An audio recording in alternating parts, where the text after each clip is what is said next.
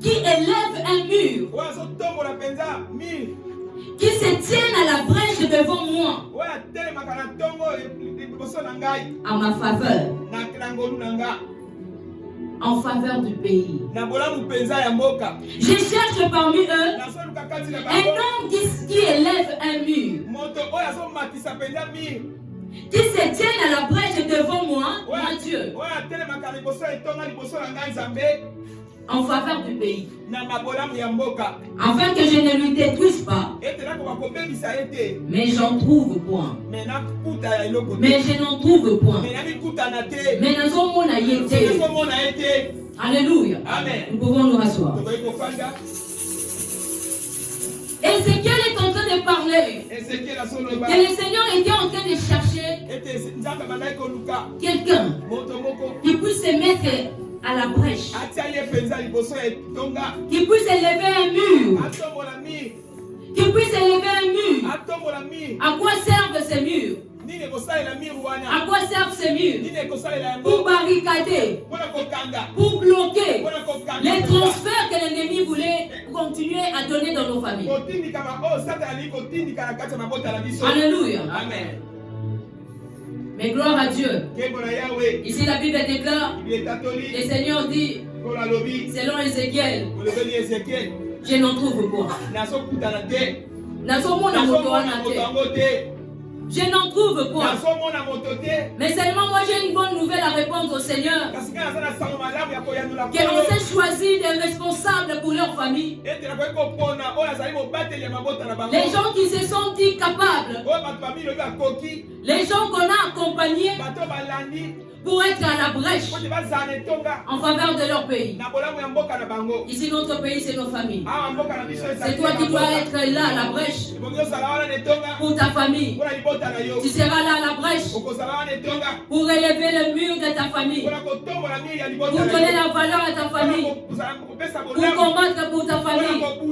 Bien-aimé dans le Seigneur, tu n'es pas seul toi qui vas combattre pour ta famille. Tu ne seras pas seul toi qui vas élever un mur pour ta famille. Mais le Seigneur est avec nous. Le Seigneur est avec nous.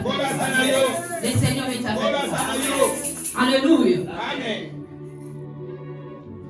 Il fallait qu'il y ait quelqu'un pour que Dieu lui fasse grâce, lui donne de tout pouvoir. De plaider en faveur du pays. Il fallait que quelqu'un soit là pour plaider en faveur de sa famille. Est-ce que tu es capable de plaider pour ta famille? Lorsqu'on parle d'un mur, c'est quelqu'un qui est rigoureux, qui va élever un mur. Quand on parle de la construction d'un mur, c'est quelqu'un qui est endurant. C'est quelqu'un qui est résistant. J'aimerais que tu sois cette personne. Amen. Vous savez, la personne qui doit élever un mur doit porter en lui des caractères. Le premier caractère, tu dois avoir de l'amour. Bien-aimé, tu ne peux pas te mettre à la brèche si tu n'as pas l'amour pour ta famille. Tu ne peux pas porter ce fardeau d'être à la brèche pour défendre ta famille si tu ne portes pas l'amour pour ta famille. Tu dois développer l'amour.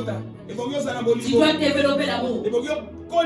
Et c'est toi qui es à la brèche, tu peux posséder l'amour dans ton cœur. La Bible déclare l'amour c'est un don. Loin encore plus. Je vois dans la Bible où l'apôtre Paul communiquait les dons. Si tu manques les dons de l'amour, et tant que sacrificateur, je me réveille de l'onction de Paul pour te communiquer l'amour. Et ces dons de l'amour. Reçois ces dons de l'amour. Reçois ces dons de l'amour. Reçois ces dons de l'amour. S'il faut voir ces dons, c'est même parmi les caractères de notre Père. Un homme puissant, c'est un homme rempli d'amour. Un homme puissant, c'est un homme rempli d'amour. Tu ne peux pas intercéder pour l'autre si tu ne le portes pas dans le cœur. Ce n'est pas facile. Tu vas vas défendre la personne qui t'a eu dans la famille. Tu vas défendre la personne qui te néglige dans la famille. Mais je te donne du respect, vous savez. Tu es quelqu'un à respecter. La famille n'a pas compris qu'ils ont responsabilisé une personne forte. C'est toi la personne la plus importante.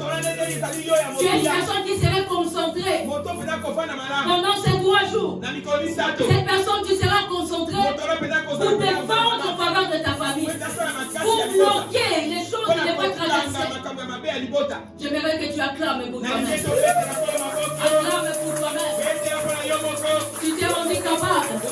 Et Dieu te donne capable. Et Dieu te donne cette capacité.